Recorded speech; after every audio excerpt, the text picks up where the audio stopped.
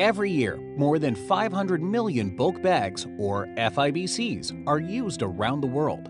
They're used to transport a wide variety of solid materials that you see or use every day.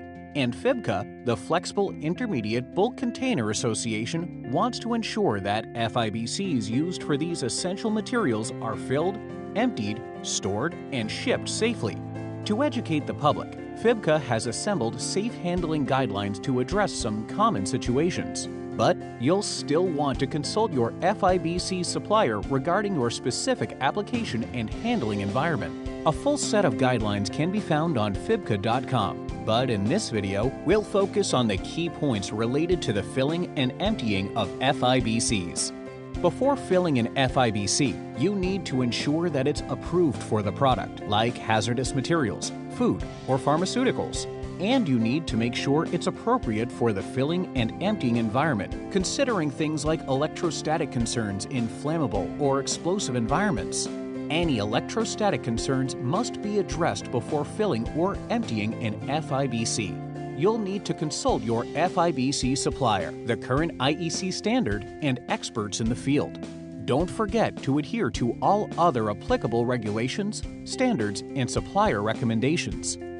Before handling an FIBC, you need to ensure that all devices are designed for FIBCs, have safety latches, and are rated for the capacity of the filled FIBC.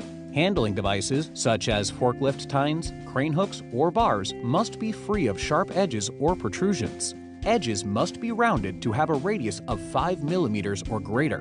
When you are sure you have the right FIBC and the right equipment, you'll need to remember these 7 critical points when filling and emptying FIBCs. 1. Never suspend an FIBC using fewer lift loops or sleeves than provided. 2. Never gather loops to lift with one hook unless your FIBC is specifically designed to do so. 3. If you are lifting with one hook or slings, other lifting devices must be used to keep the loops vertical and prevent damaging lateral forces. 4. Never, under any circumstances, allow personnel to stand or place any part of their body under a suspended FIBC. All personnel must be safely clear of any potential hazards when lifting, handling, or emptying an FIBC. 5. Never exceed the safe working load or rated capacity of an FIBC. 6. Ensure that every FIBC is filled evenly and stable. And 7. Close every FIBC as instructed by your supplier. It's critical to the performance of the FIBC.